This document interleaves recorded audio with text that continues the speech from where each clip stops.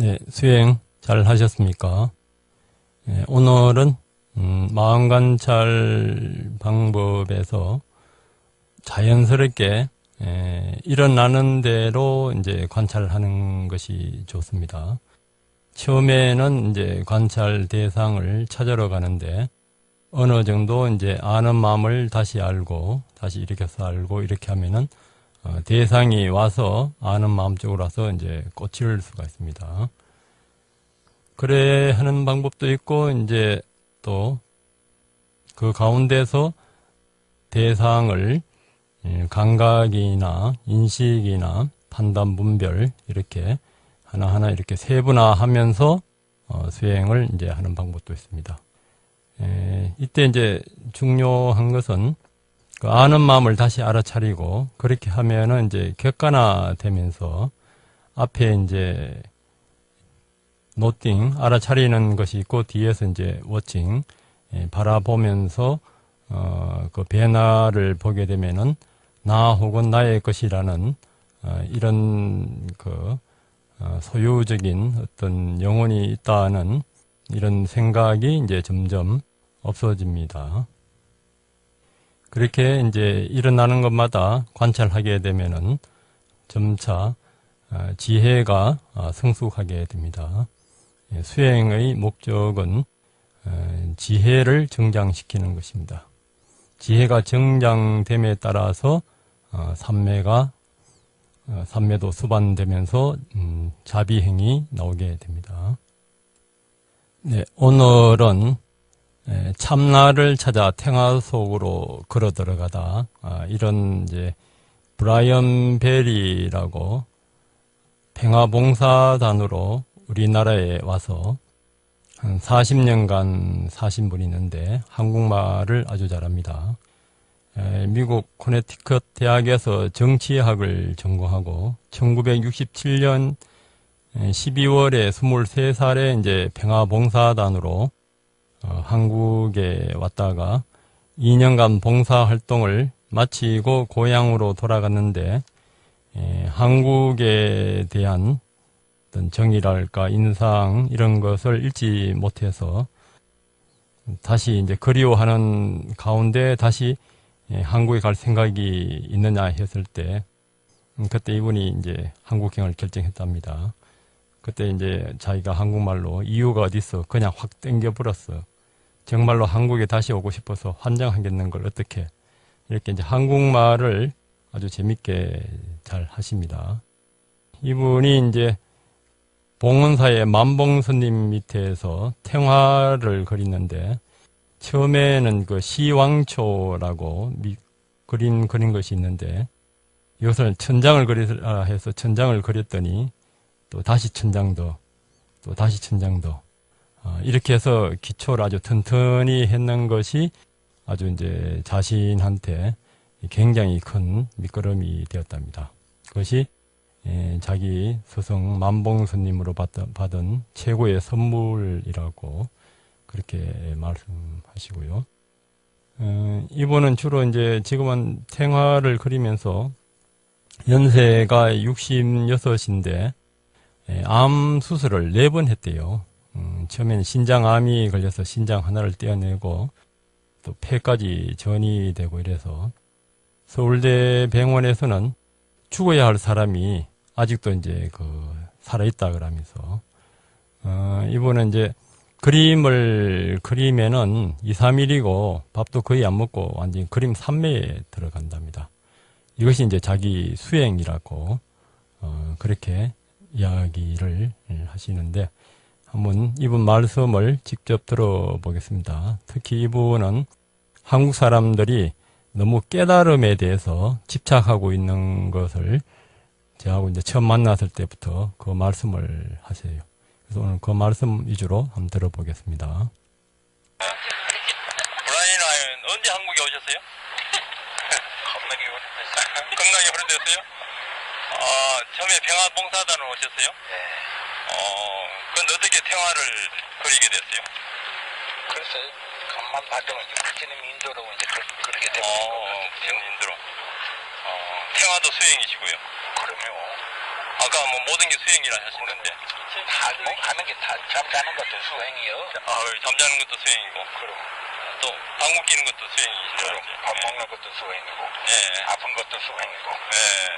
저기 거시기 현정스님 밥을 먹는 것도 이제 예. 수행이고, 예. 얻어먹는 거. 얻어먹는 것도. 예.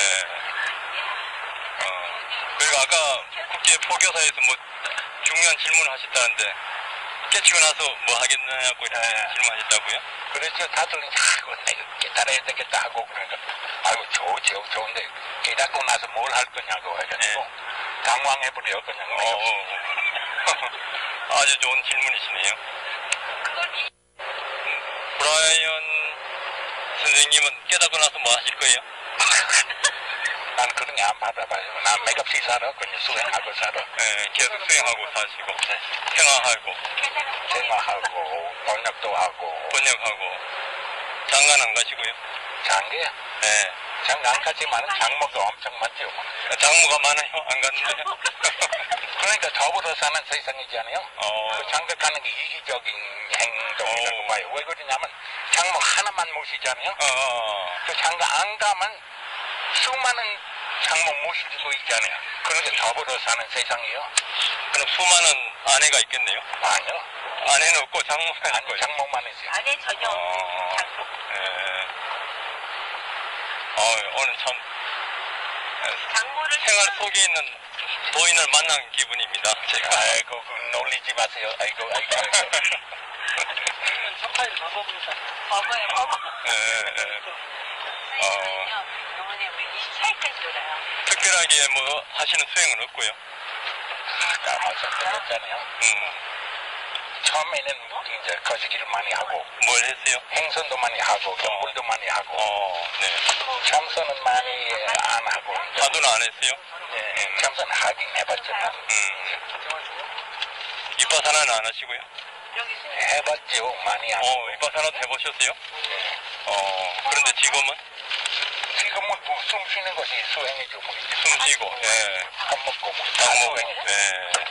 방구 끼고. 다 들어갔다가 가시죠, 여기. 아 그래서 남방에서도요, 깨닫고 나도 이빠사나 한다고 남방 스님들도 그렇게 말씀하세요. 계속 하죠. 예. 그럼 계속 거시기 경진해야죠. 뭐. 예. 계속 경진해야 되니까, 미리부터 보임이라고 그러잖아요. 예.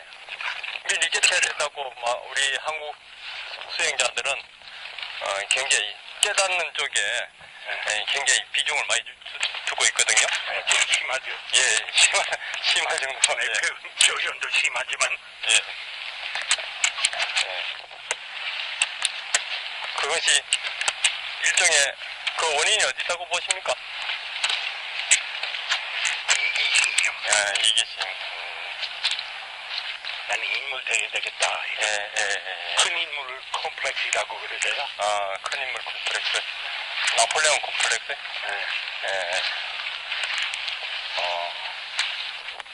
우리 브라이언 선생님은 거기서 벗어났네요. 벗어난 건 아니에요. 아예 없었어요. 원래. 원래 도인이셨네. 그럼 미국서 평화봉사들은 오셨어요? 예. 한국 어떠세요? 왜 한국의 수행자들이 그런 이기심이 강할까요? 빨리 깨쳐야 되겠다는. 이제 그는 전반적으로 예. 사회 풍토가 남자가 예. 큰 인물 돼야 한다고 생각하잖아요. 맞아요. 예, 맞아요. 거기서 나온 것 같더라고. 거기서. 맞아요. 저도 그렇게 교육받았어요. 우리 어렸을 때. 예. 그렇죠. 예, 맞아요. 그게 또 잘하면 좋은 점도 있잖아요. 살만하면은. 살만하면. 예. 그 살만한 사람 몇 명이나 돼요. 예, 맞아요. 그는 깨닫는 것도 마찬가지죠. 예, 맞아요. 몇 명이나 돼요. 예. 맞아요. 네, 시내가를 걸어가면서 녹음을 인터뷰를 해서 좀 물소리가 이제 주위에 좀 들어갔습니다.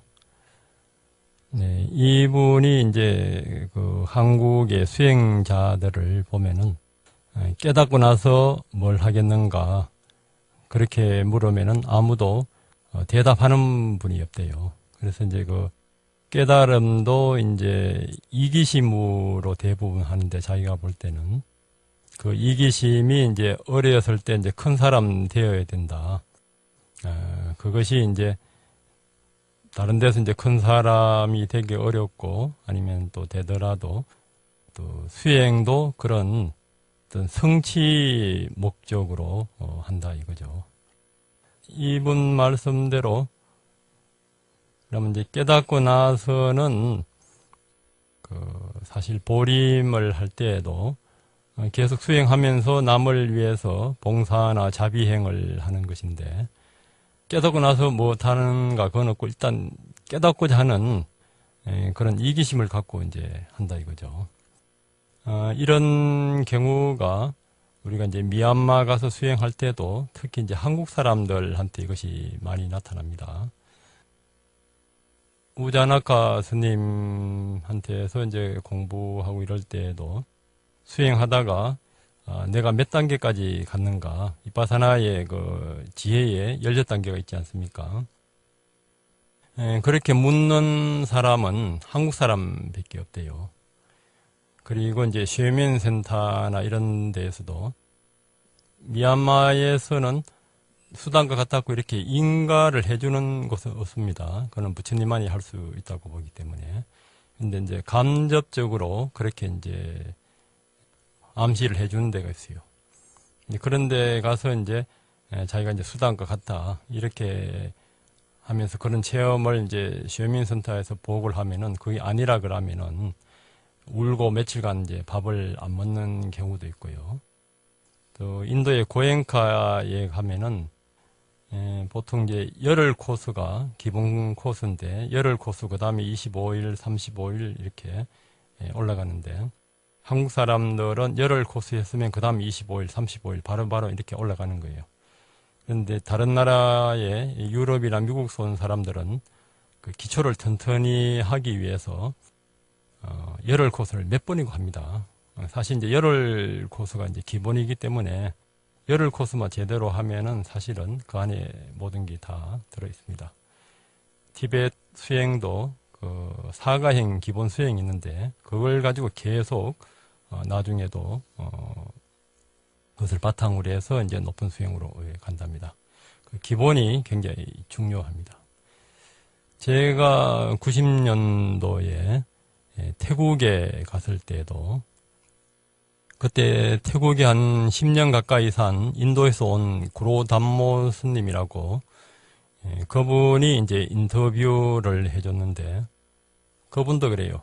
한국 스님들이 뱅콕 태국 공항에 내리면은 아란 어딘 아란부터 막 찾는데요. 그러면서 구로담모 그 스님 이야기로는 처음에는 외국인들이 오면은 태국에도 아란이 한 1000명 있다고 이렇게 하다가 뭐 7년이고 이래 지나가면은 한 명도 없지 않은가, 과연 수단과 간 분들이라도 있는가 이렇게 생각한답니다. 대부분 이제 칠각지나 어떤 깊은 선정의 상태를 이제 독과 깨달음으로 이제 착각하는 그 경우가 있고, 근데 제가 볼 때는 태국이나 미얀마에서는 어릴 때 출가해서 경률론을 외우고 계속 꾸준히 수행하고, 이분들은 계율을 철저히 지킵니다. 돈을 만지지도 않고, 여자하고 1대1로 남이 안 보이는 데서 은밀한 곳에서 이야기를 못하게 되어 있습니다.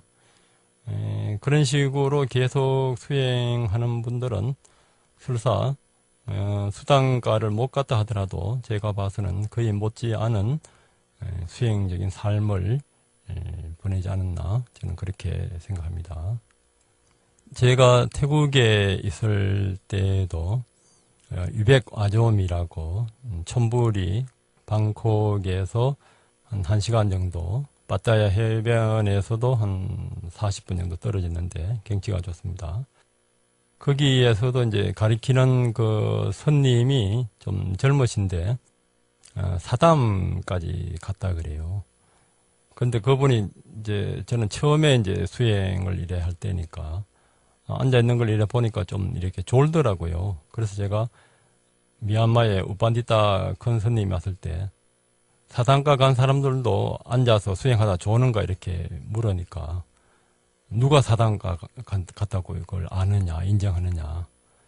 그것은 오직 부처님밖에 알 수가 없고 사립을 목련존자도 실수를 했는데 수단, 사단 같다 이런 것은 아무도 부처님 이외에는 말씀을 해줄 수가 없다고 그렇게 말씀하십니다. 그리고 이제 미얀마에서도 내가 깨쳤다, 수단가 같다 이렇게 하면은 그건 수단가 안 간 것이라고 7살 먹은 애들도 그것을 안다는 그런 그 속담이 있습니다. 제가 태국에 있을 때 한국에서 온 어떤 분이 계속 자기가 수단가 같다고 그렇게 이야기하고 있으니까 저한테 지도해 주시는 그 큰 스님이 다이아몬드는 스스로 빛나는데 자기가 내세운다고 그렇게 이제 비판을 하셨어요. 그리고 미친 사람한테 너 미친나 하면은 안 미치다 한다 하거든요. 깨달은 사람한테 깨달았냐 물으면은 안 깨달았다 하니까 깨달았다 하면은 깨달은 것이 아니니까 이것도 이제 자기가 깨달았다 하면 깨달은 것이 아니니까 일부러 이제 안 깨달았다 또 이렇게 한다는 그런 좀 재미난 이야기도 있습니다. 이런 이제 자기를 내세우는 것이 대부분 이제 어렸을 때 아까 브라이언 베리 선생님이 이야기하셨듯이 야망을 갖고 컸을 경우에 수행도 이제 야망으로 이제 하는 경우 아니면은 이제 어렸을 때도 이제 나르시스즘이 있습니다. 부모는 너는 이러이러하다. 또 나는 이러이러하다. 어떤 거울의 이제 거울 이론이라 하는데 거울에 비치듯이 비치는 그런 모습을 이제 자기로 보는 거 아니면 어떤 컴플렉스 아니면 이제 뭐 형제간에서 부모로부터 좀 자기가 덜 사랑을 받았다고 생각을 하는 경우 이제 인정받기 위해서 이제 그래 하는 경우 그런 경우는 이제 자신도 그것을 모르는 경우가 많습니다.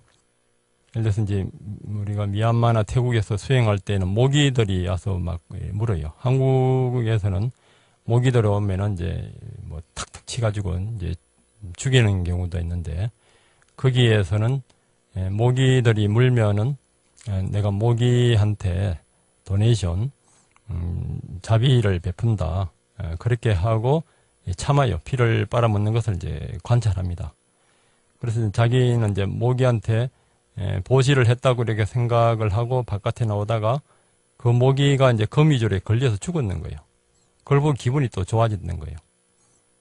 이제 아까는 자기가 이제 자비를 베풀었다고 생각하는데 자기 피를 빨아먹는 것을 또 속으로 이렇게 자기도 모르게 괘씸하게 생각하는 것이 있었는데 그걸 이제 모르는 수가 있듯이 우리 이제 잠재된 그 내부의 성장 과정에서 잘못된 어떤 컴플렉스나 상처 이런 것이 무의식에서 이제 그것이 이제 위장하고 밀쳐놓기 때문에 그것을 이제 모르는 경우가 많이 있습니다. 그래서 이제 수행할 때 항상 그 참회하고 이 발심이 굉장히 중요합니다. 그래서 이제 티베트 같은 수행에서는 절을 10만 번 기본적으로 또 많이 하는데 40만 번 많이 하신 분들은 200만 번, 400만 번 하는 분도 있습니다. 거기에서는 기본적으로 자기 자신을 참회를 하고 발심이 되면은 그 다음 수행은 일사천리로 된다고 이야기합니다. 제가 볼 때는 설사 이렇게 잘못된 발심을 하더라도 수행을 지도하시는 분이나 이제 출가한 후에는 그런 이제 수행 프로그램에서 설사 잘못된 발심이나 어떤 컴플렉스나 이런 게 있더라도 그것을 바로 잡아주는 프로그램이 있어야 된다고 생각합니다. 예를 들면 이제 부처님 당시에도 부처님의 이복 동생이 난다라고 자기 약혼녀가 너무나 예뻐서 출가를 못하고 있을 때, 그때 이제 부처님은 천상의 여자를 신통으로 보여주면서, 그 전에 또 이제 애꾸 원숭이하고 또 비교해요. 애꾸 원숭이, 하고, 네 약혼녀하고 누가 예쁘냐. 그 말도 안 된다는 이야기죠. 자기 약혼녀가 이제 예쁘다니까. 천상에 있는 그 여자들을, 천녀들을 신통으로 보여주니까, 이 지상에 있는 여자들은 거기에 되면은 너무나 또 볼품 없거든요. 그 정도로 이제 아주 미녀랍니다. 천상에서는. 그래서 그러면 출가하겠다 이거죠. 자기 약혼녀, 지상의 미녀도 아니니까 깨치면 이제 저것을 다 차지할 수 있다고 이래 생각하고. 그래서 이제 수행을 하면서 무상을 이제 느꼈다는 이야기도 있고, 또 부처님은 천상에 가서 또 그것이 다 하면 이제 또 지옥으로나 낮은 세계로 떨어지는 것을 보여줘서 이제 다시 이제 참회를 하고 재발심을 했다는 또 그런 이야기도 있고, 앙굴리마라 같은 경우에도 스승을 잘못 만나서 999명이나 죽이고, 너는 1000명을 죽여야지 이제 깨친다 해서 깨달아야 될 일념으로 999명을 죽입니다. 마지막에는 이제 자기 어머니를 죽이러 가다가 부처님이 나타나서 이제 부처님을 죽이러 갔는데, 그럴 때 이제 부처님이 앙굴라 마리가 개 섞어라 이렇게 하는데, 앙굴라 마리가 아무리 뛰어가도 부처님을 잡을 수가 없는 거예요. 부처님은 천천히 이렇게 걸어가시는데,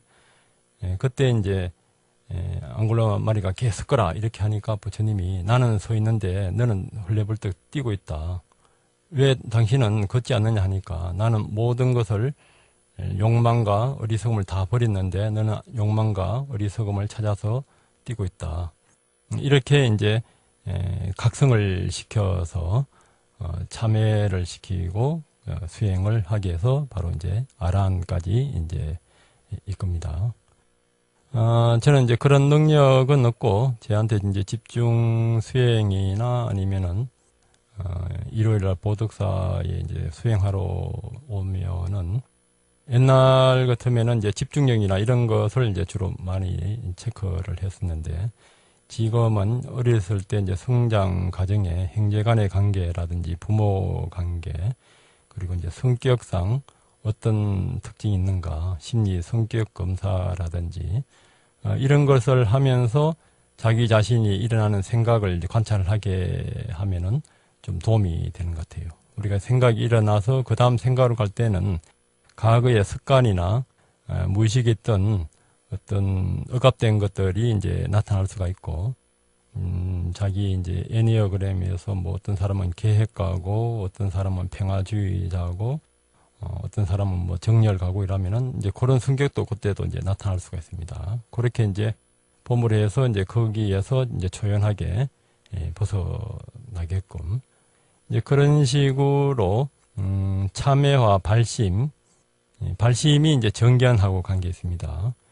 올바른 이제 방향으로 수행을 해가면은 나날이 진보해가고, 그렇게 했을 때 이제 인격적인 변화도 오고, 남을 배려하고 이해하는 마음이 깊어지고, 자기를 내세우는 어떤 이기심이나 아만이 이제 줄어든다고 봅니다. 실제 참으로 공부를 열심히 하는 분은 자기 마음을 보기 바쁘기 때문에 자기를 내세우고 이럴 틈이 없습니다. 유명한 물리학자 코킹이라고 영국의 그 박사 있지 않습니까? 그분은 몸이 불편하고 장애잖아요. 근데 몸이 불편하지 않느냐 이렇게 질문을 받았을 때 자기는 항상 연구하는 그 생각을 하기 때문에 몸이 불편하다고 이렇게 생각을 해볼 틈이 없답니다.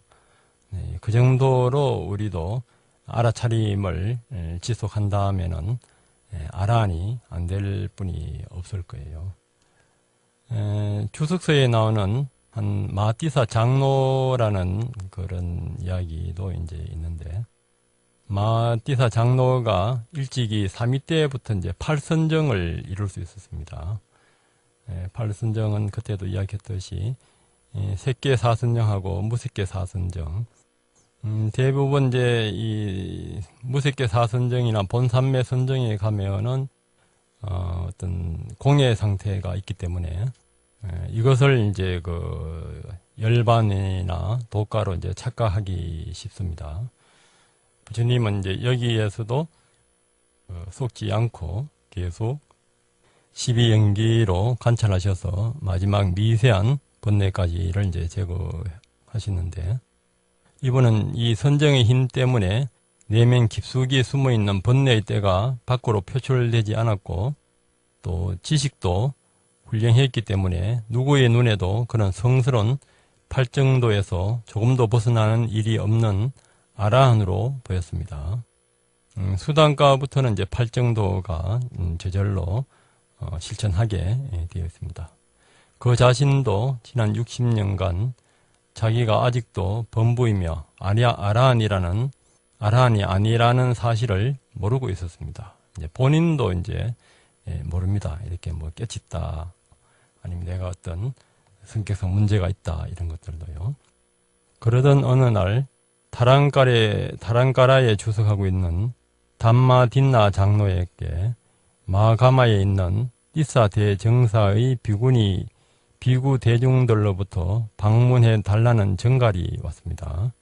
그곳에 가니 대중들은 개를 설해 달라고 청했습니다. 그는 말했습니다. 달리 마땅한 분이 안 계신다면 나의 참선 지도 스승이신 마띠사 장로를 정명법사로 모시는 것이 어떻겠소? 그러면 내가 계사를 맡지요. 여러 비구들에 둘러싸여 그는 장로의 거처로 갔습니다. 장로에게 절을 올리고 옆에 앉았습니다. 장로가 말했습니다. 어서 오시오. 담마딘다. 그대가 여기 다녀간 지 꽤 오래되었소. 네, 스님. 띠사 대정사에서 비구 대중이 저에게 계를 설해달라는 부탁을 해왔습니다. 스님이 정명법사를 맡아주신다면 저도 가볼까 합니다. 한참 동안 우정어린 얘기를 나눈 뒤 담마딘나가 물었습니다. 언제 이런 경계에 도달했습니까, 스님? 무려 60년이나 되었다고, 담마딘나. 그럼 그 경계를 지금 보여줄 수 있습니까? 그야 문제없어, 보시오. 그럼 연못을 만들어낼 수 있습니까, 스님? 보시오. 그건 어렵지 않소. 그 즉시로 그들의 맞은편에 연못을 하나 만들어냈습니다.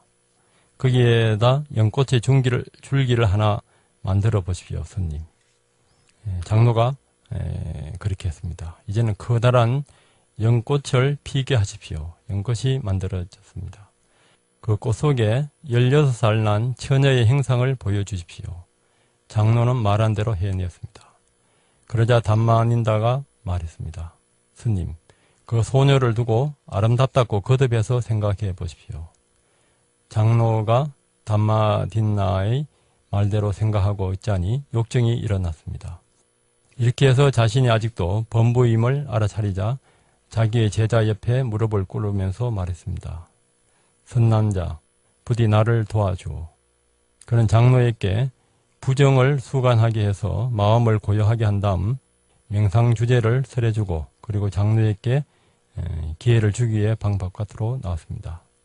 장로는 부정관을 해서 자신의 신통력으로 일으킨 행성력, 쌍카라, 해행과 욕정이라는 마음의 뜬 기운을 다 해체시킨 후 자신의 낮 정진체를 나왔을 때 이미 아라한가와 4가지 분석지를 성취하고 있었습니다. 그런 후 담마딘다는 그를 정명법사로 모시어 띠사 마비라로 가서 계율을 설했습니다. 네, 이렇게 자신도 이제 모르게 이제 아라한이 같았고 이렇게 하는 분이, 훌륭한 제자가 이렇게 이제 실험을 이렇게 해서 깨달음이 아니라는 것을 각성시켜서 이제 깨닫게 해주는 경우입니다. 네, 이렇게 참으로 진솔하게 자신을 항상 바라볼 수 있을 준비가 되어 있으면은 언제든지 더 높은 수행 상태를 정덕할 수가 있습니다. 처음 개성에서 인간의 몸을 얻는 것도 어렵고 죽어야 하는 자가 사는 것도 어렵고 올바른 가르침을 듣는 것도 어렵고 깨달은 님이 출현하는 것도 어렵다. 여기에 이제 관련된 법구경 인연담을 설명해 드리겠습니다. 네, 부처님께서 바라나시 근처에 그 시리사카 나무 아래에 계실 때 용왕 에리카 빠따와 관련된 이야기입니다. 과거 부린 까사파 부처님 당시에 에라카 빠따라는 젊은 수행승이 있었습니다. 어느 날 그는 배를 타고 겐지스 강을 가다가 에라카 나무 숲을 지나면서 에라카 나무 숲을 잡았는데 배가 빨리 움직여 그 나뭇잎을 잘라버렸어요. 이때 이제 사소한 것도 이제 참회를 해야 되는데 이것이 이제 참회를 하지 않고 2만 년 동안이나 그 숲에서 살다가 죽을 때에 그 나뭇잎이 목을 감는 것을 느꼈습니다. 잘못을 고백하려 했으나 주위에 아무도 없었습니다. 이것은 이제 수행 성들이 미얀마나 태국에 가면은 지금도 예를 들어서 오후에 라멘을 먹었다. 이거는 이제 계율의 계율을 위반하는 것입니다. 그러면 그 다음날 선배 스님한테 무릎을 꿇고 참회하는 경우를 이제 많이 볼 수가 있습니다. 그리고 나서 이제 죽었습니다. 그리고 그는 용왕으로 태어났고 태어나는 순간에 자신의 전생을 삶을 돌아보고 참회의 생각을 일으켰습니다.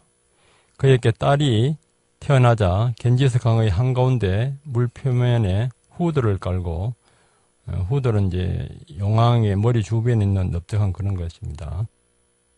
딸을 놓고 춤과 노래를 부르도록 했습니다. 왕은 어떠한 지배자인가? 탐욕의 제왕은 어떠한 왕인가? 누가 탐욕을 여인 자인가? 누가 어리석은 자인가?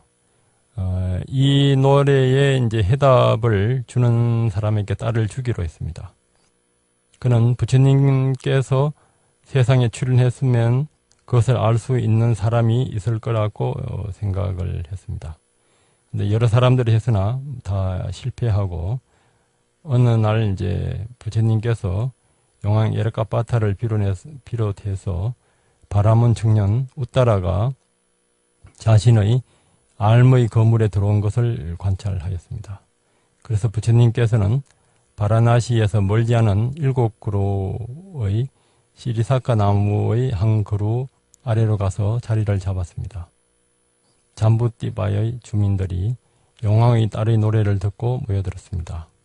바라문 청년 우따라도 용왕의 딸을 얻기 위해 그 근처를 지나고 있었습니다. 부처님께서 그에게 노래의 해답을 아는가라고 묻자 그는 안다고 대답했으나 틀려서 부처님이 이제 그 답을 가르쳐 줬어요. 뭐뭐 6가지 문을 지배하는 자가 왕이다. 어떠한 자가 이제 왕인가? 왕은 어떠한 지배자인가 했을 때 뭐뭐 6가지 문, 색승량 미촉법, 아니비설신에서 일어나는 욕망을 이제 지배하는 자가 이제 왕이다 이거죠. 그것들을 즐기는 자가 탐욕의 제왕이다. 그것들을 즐기지 않는 자가 탐욕을 여인자이다. 그것들을 즐기는 자를 바보라고 부른다. 라고 이제 가르쳤습니다. 그 답변을 듣고 그는 이제 수단가를 성취했어요. 이것을 이제 들으면서 이제 자기 몸과 마음을 이제 관찰해서 이래야 되는 겁니다.